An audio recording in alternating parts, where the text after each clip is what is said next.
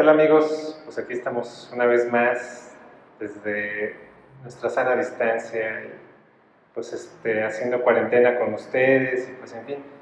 Creemos que esto no es ninguna razón para detenernos, así que estamos haciendo una cápsula especial para ustedes porque pues han sucedido, digo, el mundo no se detiene pese a lo que creamos nosotros y bueno, pues han sucedido un par de cosas que tenemos que dar fe, tenemos que reportar y pues lamentablemente pues no son las mejores noticias, ¿no? Bueno, pues estamos aquí sus amigos, Mauricio Matamoros, Sergio Santiago, grabando como podemos, esperemos que quede más o menos bien. Y pues en fin, ¿cómo ves Mauricio la cuarentena? Así es, pues saludos a todos, saludos Sergio.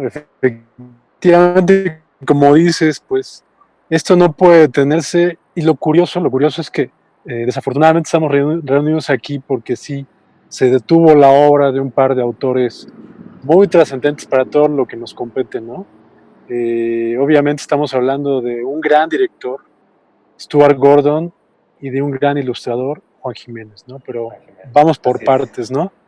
Uh-huh. Pues sí, la semana pasada, pues nos sorprendió, bueno, ya hace un par de semanas, la desaparición de Stuart Gordon, este gran director pues del cine, conocido como cine serie B de los años 80. Como sabemos, el cine de horror en los años 80 fue muy prolífico, contó con grandes autores como John Carpenter, como Larry Cohen, como David Cronenberg, como George Romero, autores que si bien ya venían de décadas anteriores, curiosamente todos coinciden en los años 80 con uno de los momentos pues tal vez más esplendorosos de su carrera, ¿no?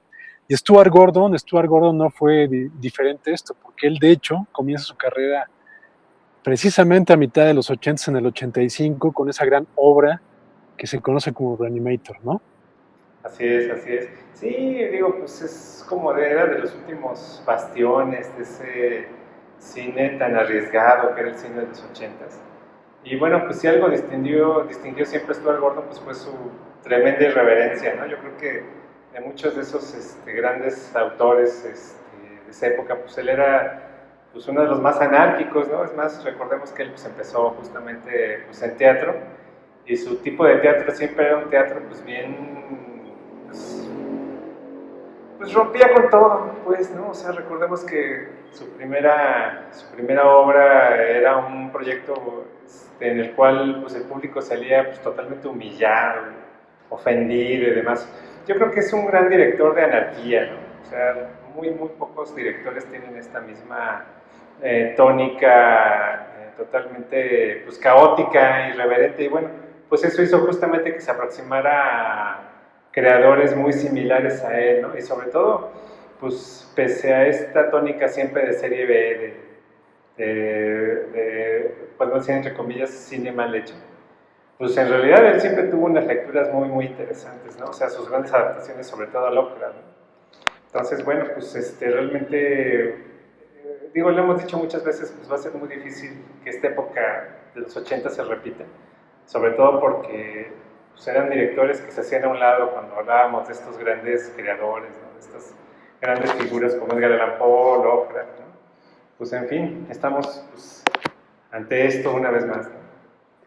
Sí, como dices, yo creo que uno de los elementos que fueron definitorios en su carrera fue que efectivamente él es de extracción teatral, venía del teatro y no del teatro, no de cualquier teatro, ¿no? Hacía un teatro independiente y además de que era independiente era subversivo, ¿no? Él pertenece a esa generación del 68, por decirlo de alguna Uh-huh. manera, que como ya lo dices, prácticamente arranca con una obra de teatro que resultó pues, como una bomba molotov en Chicago, donde se presentó y de donde era Stuart Gordon, y Uh-huh. de ahí comienza a hacer crea un grupo teatral que se llama el Teatro Orgánico, Uh-huh. donde inclusive pues de ahí salen varios actores importantes posteriormente para el cine, y también inclusive ahí desarrolla una amistad con David Mamet, que no solamente es uno de Sí, los claro. grandes dramaturgos estadounidenses, sino que también se ha convertido, sobre todo de los años 80 hasta el presente,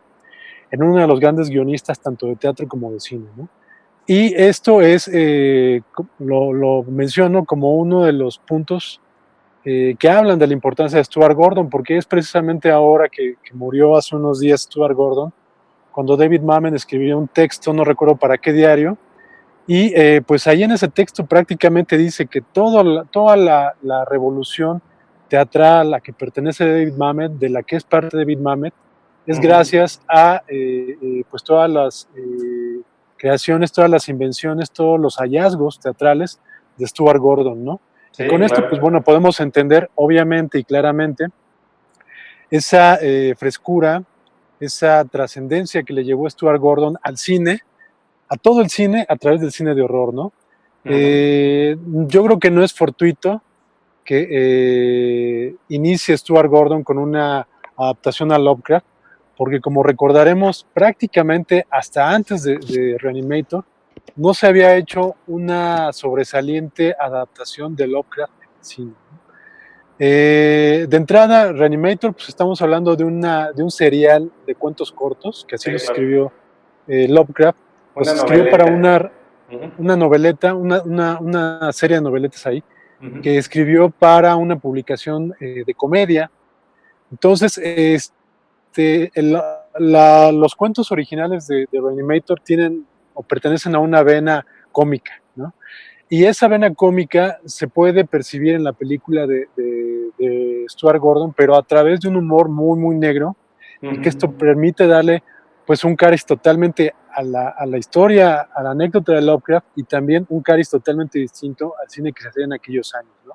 Entonces, lo que quiero decir con esto es que con Reanimator y con el posterior cine de Stuart Gordon, con sus grandes películas, no con todas, pero casi, sí con aquellas grandes que son varias, Sí. digamos que nos encontramos con un cine de horror muy distinto que no se había visto hasta esa época en Estados Unidos, ¿no? Sí, claro, porque digo, pues tenemos algunas referencias, por ejemplo, del cine europeo, sobre todo del cine italiano. Obviamente ahí las líneas estilísticas pues eran mucho más serias, podemos ponerlo entre comillas, pero también creo que algo que hay que comentar mucho es que Stuart Gordon tiene una gran influencia de cierto cine japonés, ¿no? Yo creo que lo vimos desde RoboJox, por ejemplo, que era digo, ¿cuántas películas conocemos occidentales de robots gigantes?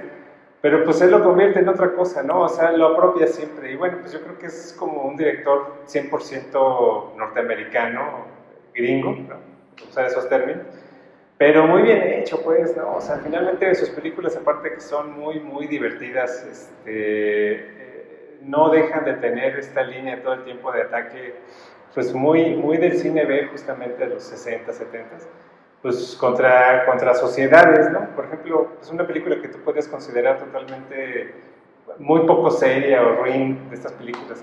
Justamente RoboJox, que es sobre estos robots que pelean como si fueran gladiadores, pues no deja de tener un discurso social tremendo, ¿no? O sea, no le pide absolutamente nada a películas, pues con intenciones, podemos decir, entre comillas, más serias, ¿no? Nada más, digo, lo único que cambia, pues es un poco la forma, pero pues, se transforma en una gran metáfora de justamente la mecanización de esta sociedad.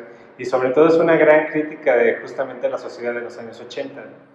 Entonces, bueno, pues todas sus películas han vuelto así. Y digo, hay que decirlo también, las últimas películas que hizo tenían mucho menos tónica de humor, eran un cine más como noir, ¿no? Era un cine mucho más, podemos decir que más serio, incluso una de ellas, que ahorita se me escapa el nombre, justamente creo que fue la última, la de 2007, que fue Mamet, justamente Stock se llama. Stock se llama así, pues Uh-huh. ya va justamente sobre eso que se conoce como el 1%, ¿no?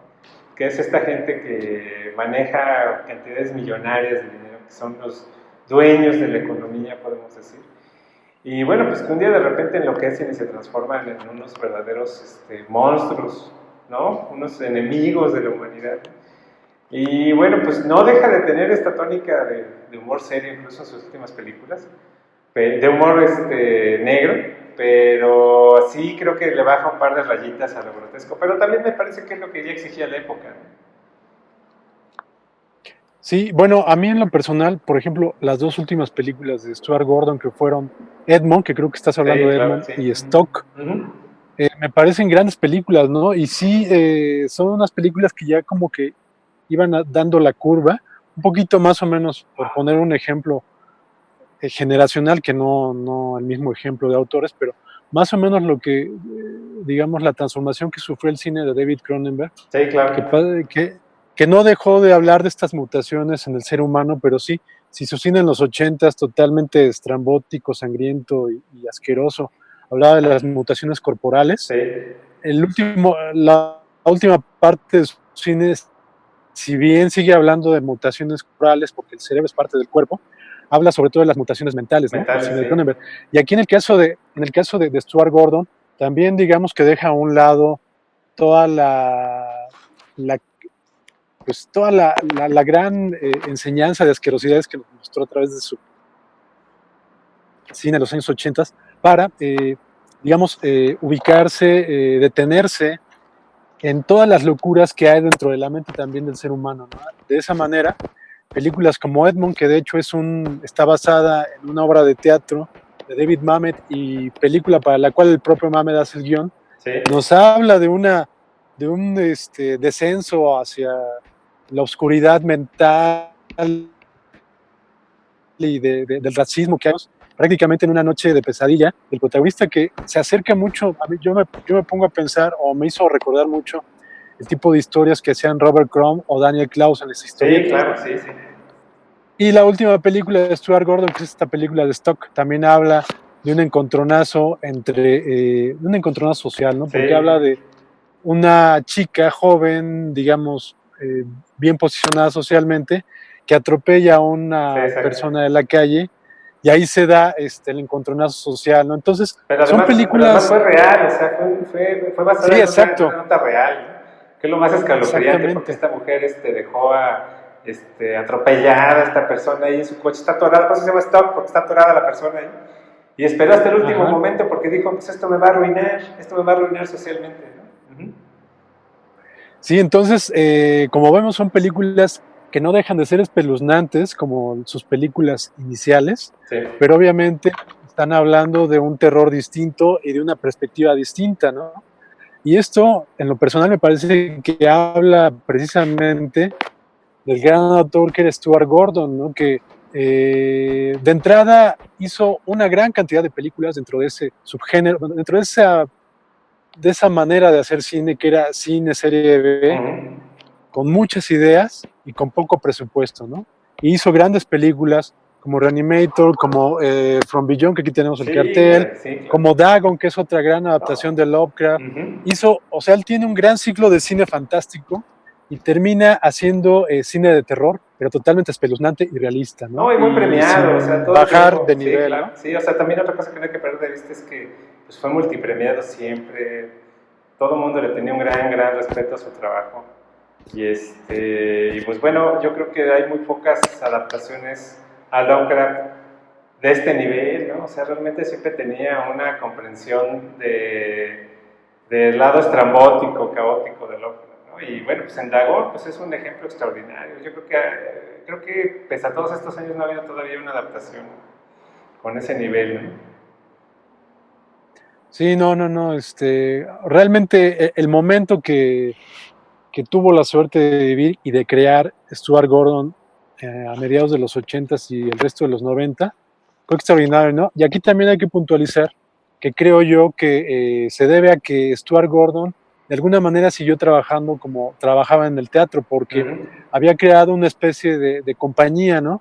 Él trabajaba los guiones con Dennis Pauli, con él que trabajó todos los guiones que adaptaban a Lovecraft y otros también, trabajaba con actores como Barbara Crampton y con este Jeffrey Uh Combs, -huh. y también varias películas se las produjo Brian Yuzna, ¿no? Entonces, Stuart Gordon logró hacer buena mancuerna con varios autores y actores, Espíritus y pues bueno, los afines, sí, resultados, claro.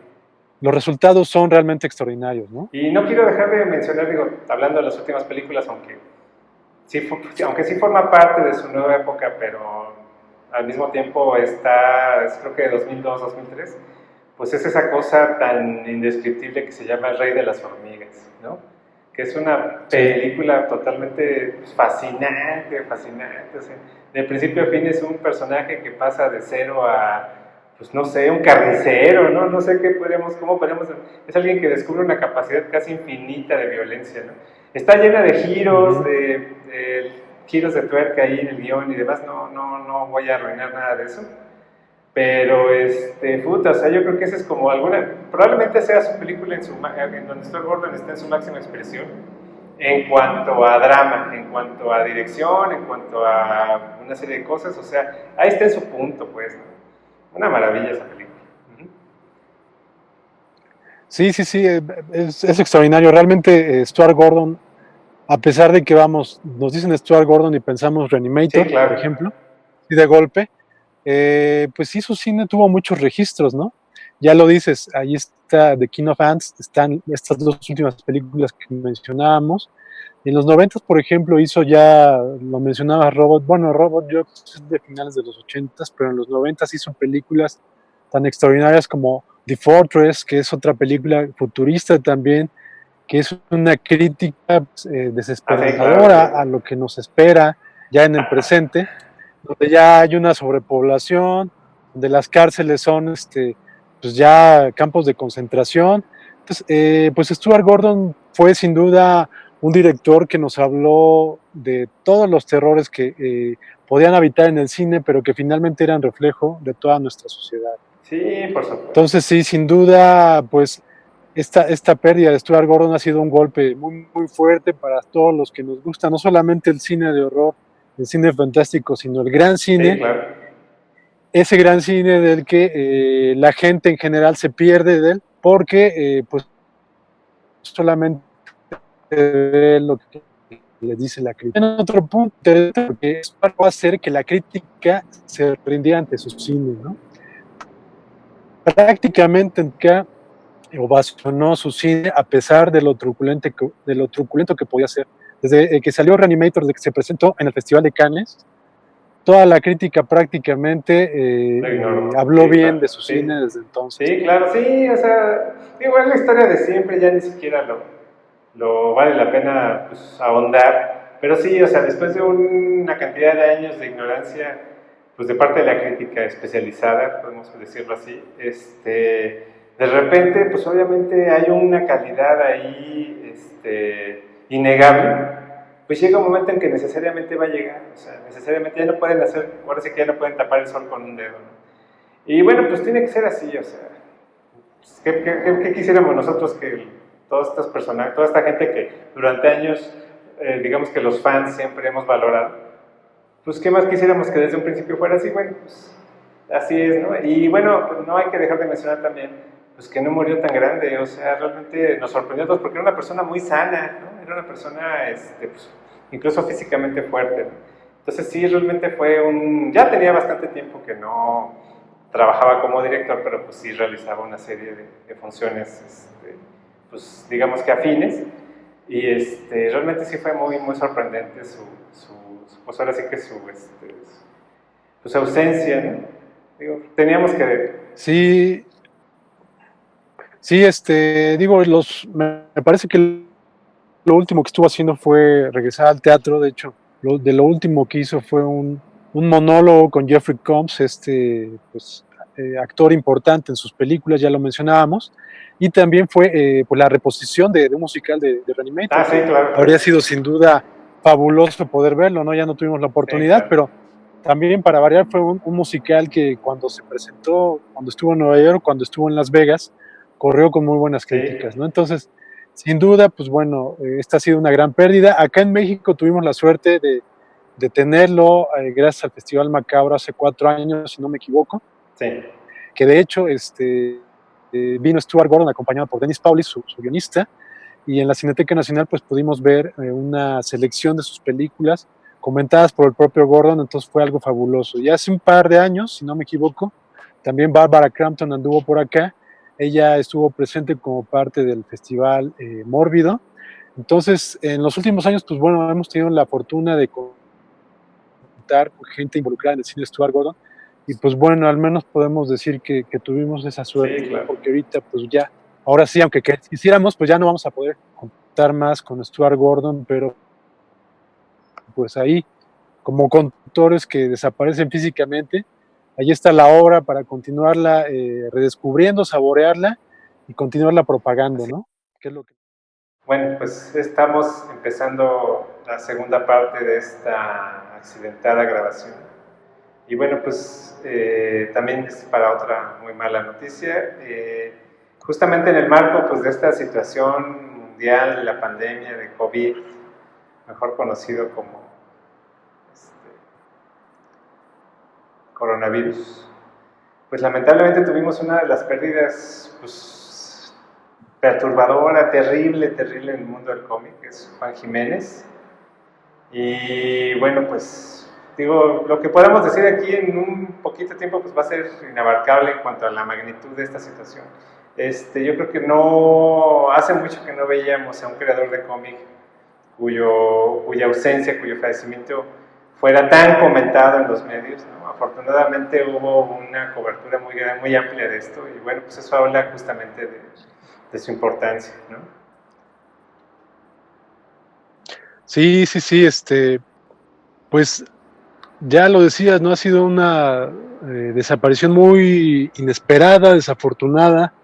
Juan Jiménez tenía 76 años y pues bueno, él era argentino, radicaba en Sitges desde hace muchos años y había viajado a su pueblo natal en Mendoza, en Argentina, para pasar esta cuarentena.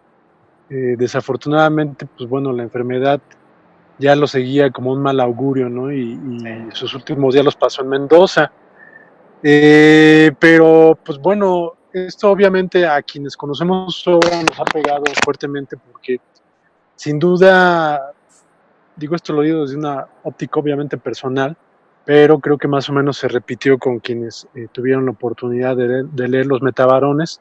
sí, claro. Yo en lo personal tuve ocasión de leer otras cosas de Jiménez y sin duda como muchos autores europeos, nosotros que estamos acá en América, que estamos acostumbrados prácticamente a subsistir de una dieta de puro cómic estadounidense, digo en Sí, claro. términos generales, obviamente cuando nos encontramos, cuando ponemos nuestros ojos en la obra de un autor como Jiménez, nos encontramos con algo totalmente inesperado y que resquebraja nuestra mente, ¿no? Eso había pasado con Jiménez cuando yo había leído algunas cosas de él, como El Cuarto Poder, como Basura, entre otras cosas. Pero cuando tuve la oportunidad de leer Los Metabarones, que fue un trabajo enorme, que sobrepasa las 500 páginas y que realizó con guiones de Alejandro Jodorowsky de 1991 al 2003, cuando empecé a leerlo en forma en el año 2000, realmente en lo personal, repito, yo lo pongo como uno de los puntos de quiebre en mi vida como lector, ¿no? Y como Sí, claro. espectador, incluso lo llamo. Porque ahí me encontré con algo totalmente inesperado, con algo totalmente nuevo. Y para esto me atrevo a citar un comentario que había hecho Warren Ellis sobre Los Metabarones, que dice que es como una bomba explosiva, ¿no? Que a cada vuelta de página te encuentras con una idea de mente y totalmente fresca que nunca te habías encontrado en tu vida. Y que esto lo diga un gran escritor como Warren Ellis, te logra demostrar lo importante de esta obra, ¿no? Que fue Los Metabarones. Sí, no, pues es que, digo, yo recuerdo en su época, pues ya hace 20 años, justamente, pues una frase muy profética justamente del propio Jodorowsky, ¿no?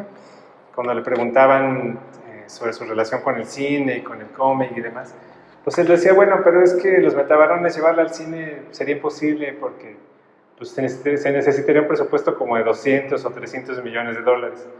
Cuando lo leías en esa época, pues decías, está loco este señor, pues ¿qué le pasa? ¿Cómo va a hacer esto? Es imposible.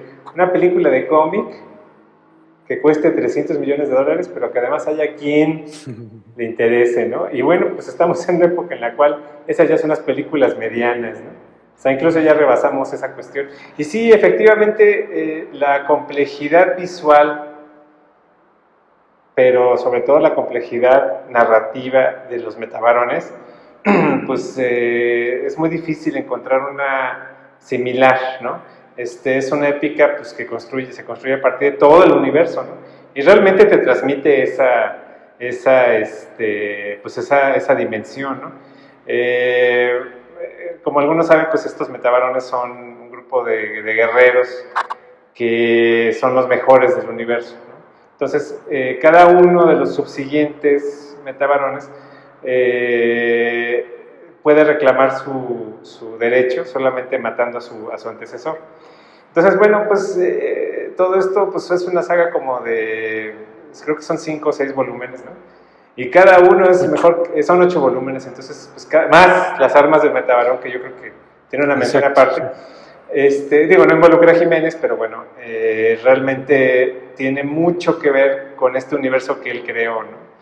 Entonces, bueno, pues es una obra, pues yo creo que pivotal, o sea, una vez más, digo, me voy a repetir, pero pues no encuentras un Paragón igual remotamente similar, ¿no? O sea, es una auténtica epopeya, ¿no?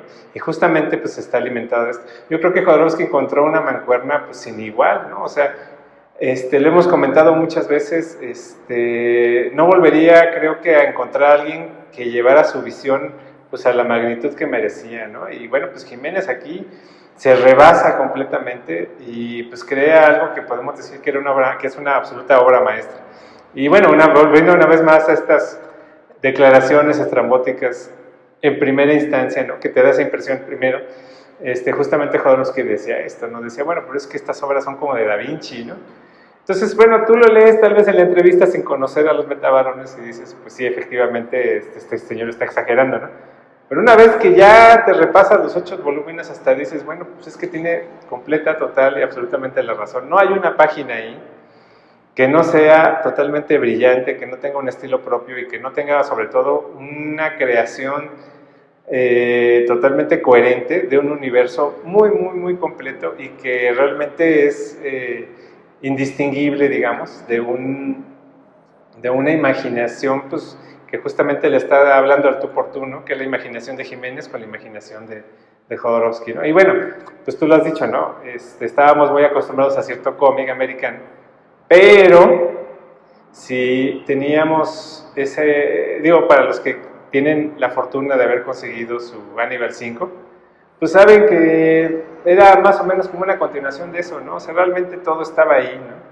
Pero bueno, pues estamos hablando justamente del fallecimiento de Jiménez y sí, o sea, es una pérdida terrible, terrible, terrible, porque creemos que todavía tenía pues muchísimo, muchísimo más que decir, ¿no? En fin. Sí, pues bueno, la verdad es que ya lo único que nos resta es, como con todos estos grandes autores, sus grandes obras, lo único que nos queda es recomendarla. Prácticamente yo les exigiría que buscaran este libro y lo leyeran.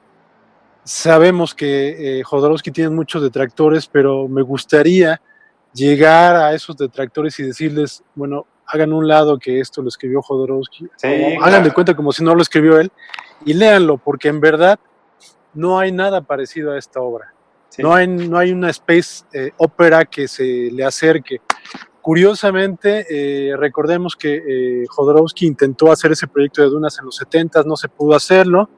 Gran parte de ese equipo que él había formado se lo llevó Ridley Scott para hacer Alien. Y curiosamente, yo recuerdo que pues en una entrevista, Jodorowsky comentó que en ese momento, hace unos 10 años, Ridley Scott estaba trabajando una adaptación de Los Metabarones, pero para animación. Me causó mucha gracia que hubiera dado, o que finalmente se hubiera cerrado el círculo, ¿no? Y pues bueno, en eso estaban hace unos 10 años, no sé ahorita en qué estén, pero ahorita en verdad que uno ve Los Metabarones y sabemos que no se ha visto nada así en el cine, y si se llega a llevar al cine, ojalá la haga un muy buen equipo, ¿no? Porque en verdad estas son esas lecturas que uno las lee, terminas de leerla, y pareciera que te acabaras de bajar de la nave de Los Metabarones. Sí, claro. Porque esto totalmente es visceral, realmente uno lo siente, ¿no? Y pues bueno, pues ahí está esto. Esto fue un esfuerzo por pues tratar de honrar a estos dos grandes autores, y pues esperemos que pues sean de los últimos durante esta cuarentena, ¿no? Por favor, o sea, este mundo de por sí ya está bastante despojado de muchas cosas y encima quitarnos a grandes maestros pues es realmente pues, lamentable, ¿no? Y bueno, pues Sí. valga este homenaje, ¿no? Justamente tenía que hacerse pues al momento, ¿no? Uh-huh. Pues sí, pues bueno, esto fue Belcebú en cuarentena. Esperemos Y que... esperamos verlos más constantemente, ¿no? Así es, sí, pues bueno, es cuestión de darle continuidad, de seguir ahí adelante y pues mientras se pueda, ¿no? Pues gran parte de ese espíritu justamente de los 60, 70, pues es continuar como sea, ¿no? Y bueno, pues si se pudo hacer en ese momento, pues con más razón podemos ahora con estas capacidades tecnológicas, ¿no? Pero bueno, en fin, pues el esfuerzo se hizo, esperemos que les haya gustado, aunque sea un poco, y bueno, pues seguimos aquí, ¿no? Gracias. Recuerden seguirnos en la página de Facebook, recuerden la página de YouTube, probablemente podamos hacer una vez más un podcast de esto, así que ya no hay excusa, y bueno, pues en fin, si hay otra oportunidad, pues aquí seguiremos entonces, ¿no? Les agradecemos muchísimo, esperemos que todos estén bien, sobre todo, ¿no? Y bueno, pues hasta la próxima.